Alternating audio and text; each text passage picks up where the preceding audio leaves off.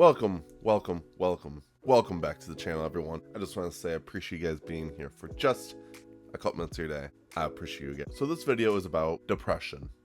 Sort of. Well, sort of it is, but it's also not. It's just, well, everything. And that is going to be a book review about Flowers in the Attic. This book was something I did not expect. A lot of people always talked about, I was on Google, I was looking up like disturbing books because I was in the mood to read like a really good scary novel, and this book was always recommended. So I was like, what's the hype behind this book? What is this book about? Why is it called Flowers? And then I got into the nitty gritty of it and I realized, wow, it's not actually like a horror novel. It's very disturbing. It's very uncomfortable. It's about abuse and neglection and just a lot. And there's some Game of Thrones things when it comes to incest, but I'm just saying, like, yeah, I'm not gonna spoil everything in this book, so I'm gonna have some spoilers, but I'm mostly just gonna talk about the book in general, and I might do some light spoiler work because this book was really good. Before we get into it, I just want to say I gave this book a 5 out of 5 stars. I thought this book was really good. Did not expect it to be this good.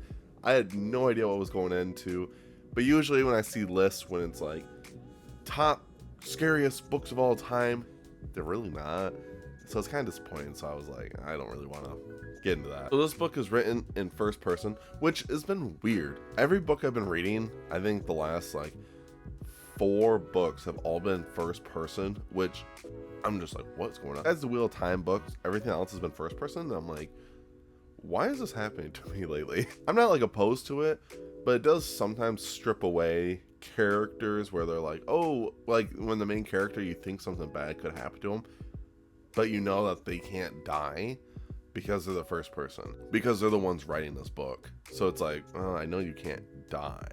That's my only problem. But with this one, it starts off with a very happy family. It starts off with this daughter who's the main character who's writing this book, named Kathy, and she has an older brother named Chris, and then you got her mother, and then you have their father.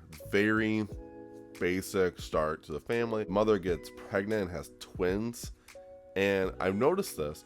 Every single character in this book, the 2 parents and the 4 children, all start with C. Their first letter of their name starts with C, which is just interesting. I never really noticed that until I was like halfway through the book. I was like, oh, because you got the dad whose name was Chris, the brother name was Chris, the mother's name was Corinne, then the main character Kathy, and then you got Corey and Carrie. And I was like, wow. And what happens is, and this is the first chapter of the book, where the father gets in a car accident and dies. So they're strapped for money because the mom's a stay-at-home wife and the dad was working. I think this was probably set in probably the 50s and the 60s, somewhere around there. Because some of the language that they use, some of the words that they use, doesn't actually mean that anymore. And I was like, oh, all right. So the father dies and they have to go to the grandfather's house, the grandparents' home. And these kids never know who their grandparents were because Corinne never had them meet, because the grandparents hated Corinne, their father. And of course the kids didn't know why. And when you get there, you learn a lot, and this tone that they set with the grandmother right off the rip is, she is evil. Like, she is a terrible person. She talks about Corinne's half uncle, and you're like, what do you mean by that? That's like what goes through my head the whole time. And my head went right to like Game of Thrones style, which was correct. Like I said, there's gonna be some slight spoilers, so just warning you. The father of these children is the mother's half uncle, because her father and her husband are related but have like different moms. Half uncle, you know. And I was like, oh, gross. I instantly was like, oh my gosh, this is just like Game of Thrones. What that happens is the kids are locked up in the attic. Well, in this room that leads up to the attic. It's very small and they're locked in there. The only way they can see people is the grandma, and the grandma gives them food once a day, and that's it. And the reason why is because apparently the grandparents are rich, and the mom is going to win back her trust with the father to get his inheritance, and then they can be rich and then they can leave. But throughout this whole journey, it's so depressing, just the way that these children have to do so many things through this book that it's just like, oh my gosh. And it's sad too, because the way that she writes it, the twins are 4 years old. The twins gradually start not wanting to be around their actual mother because their mother's never there. She goes and sees them once in a while. Throughout this book, Kathy mentions how their mom's always wearing nice jewelry, all these really fine clothing, and they are not. And Kathy's 12 and she starts to go through like puberty, and she's noticing her bias changing. And Chris, the oldest, who's like 14 at the time, also is noticing his bias changing.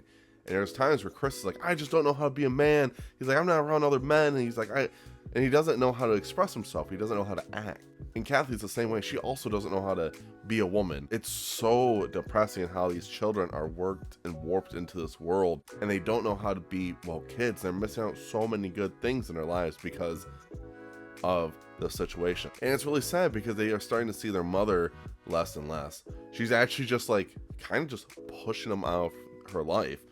And it makes you so sad reading this. Like every time I was reading this, I'm like, holy crap, this is such a depressing book. To the point where I'm like, why? Like, I always was thinking, why don't the kids just like leave? But most of them have faith into their mother that she's gonna save us. She will, because the mom just keeps making promises and promises and promises. It just goes, well, nowhere. And it makes me so sad as the reader reading this book. Now, would I recommend this book to everyone? No, I really wouldn't. This is a really deep, dark book.